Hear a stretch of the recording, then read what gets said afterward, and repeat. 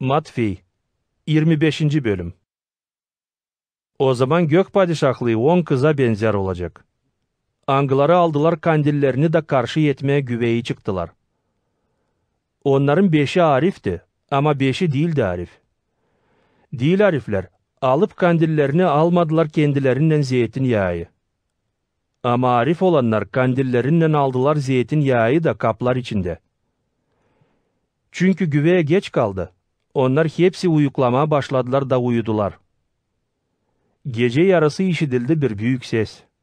Te güve gelir, çıkın ona karşı. O zaman hepsi kızlar uyandılar da hazırladılar kandillerini. Değil Arifler, dediler Ariflere. Verin bize de sizin zeytinyağınızdan.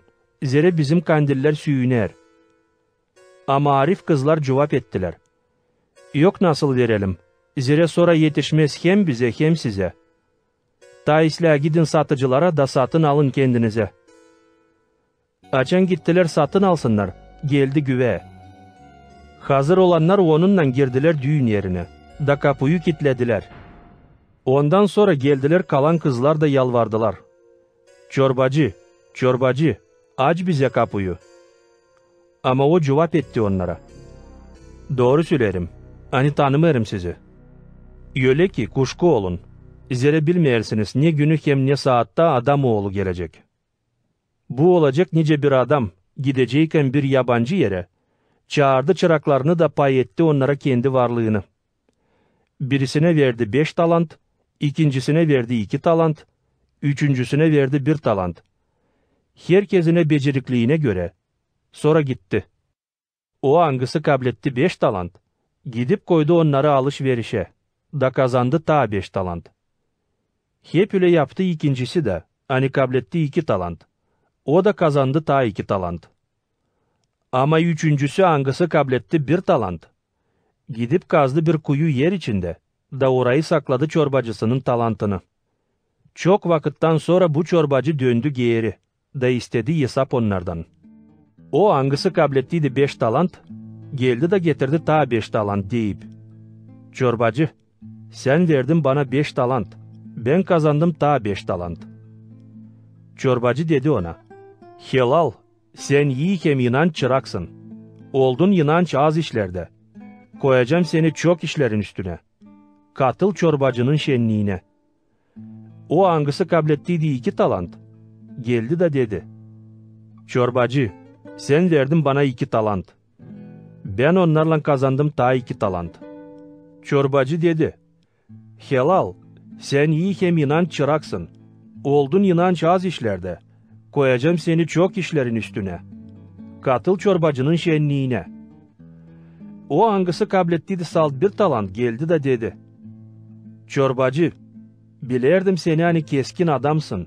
Biçersin nerede yekmedin, hem toplarsın nerede harman düğmedin. Ben korktum, onuştan gidip gömdüm bu talantı yer içine. Şimdi al ne senin. Çorbacı dedi ona, yaramaz hem haylaz çırak. Bilerdin hani biçerim nerede yekmedim, hem toplarım nerede harman düğmedim. Onuştan sen lazım da koyasın paramı bankacılara. Şimdi açen döndüm geri, alacıydım paramı gelirlen. Alın ondan bu talantı da verin ona kimde var 10 talant. Zere kimde var ona ta verilecek. Ama kimde yok ondan alınacak neyi de var. Ama bu yaramaz çırağımı atın dışankı karanlığa. Orada olacak ağlamak hem diş gıcırdatması. Söyleyip bunu dedi. Kimin var kulağı işitmeye değini, koy işitsin.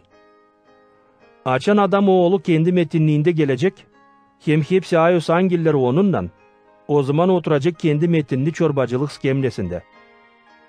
Hepsi milletler toplanacak onun yönüne. Dayıracak onları birinden, nice ayırır güdücü koyunları tekelerden. Koyunları ayıracak sağ tarafına ama tekeleri sol tarafına. O zaman padişah diyecek sağ tarafında olanlara. Gelin babamın iyi sözlenmişleri. Deyile alın padişahlığı, hani hazırlanmış size dünyeğin kurulmasından. Zere açtım da siz doyurdunuz beni. Susuzdum da verdiniz su içeyim. Yabancıydım, kablettiniz beni. Çıplaktım, giydirdiniz beni. Hastaydım, geldiniz bana. Kapanda kapalıydım, dolaştınız beni. O zaman doğru olanlar cevap edecekler. Sabi, ne zaman aç seni gördük de doyurduk. İyi ne zaman susuzdun da su verdik içersin. Ne zaman yabancı seni gördük de kablettik. İyi çıplak da giydirdik. Ne zaman hasta seni gördük, iyi kapanda da sana geldik. Padişah cevap edecek onlara. Doğru söylerim size. Kaç sıra bunları yaptınız bu en küçük kardeşlerimden birisini, bana kendime yaptınız. Sonra diyecek sol tarafında olanlara. Gidin benden siz betvalılar. Diveç ateşe hani hazırlanmış diavola hem onun angillerine. Zira açtım da doyurmadınız beni. Susuzdum da su içeyim vermediniz. Yabancıydım, kabletmediniz beni. Hastaydım, kapanda bulundum da gelmediniz bana. O zaman onlar diyecekler.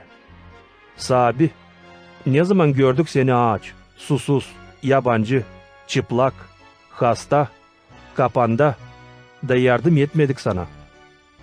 O zaman o cevap edecek. Doğru söylerim size. Hani kaç sıra bunu yapmadınız bu en küçük kardeşlerimden birisine, bana yapmadınız. Bunlar gidecekler diveç cezaya, ama doğru olanlar diveç yaşamaya.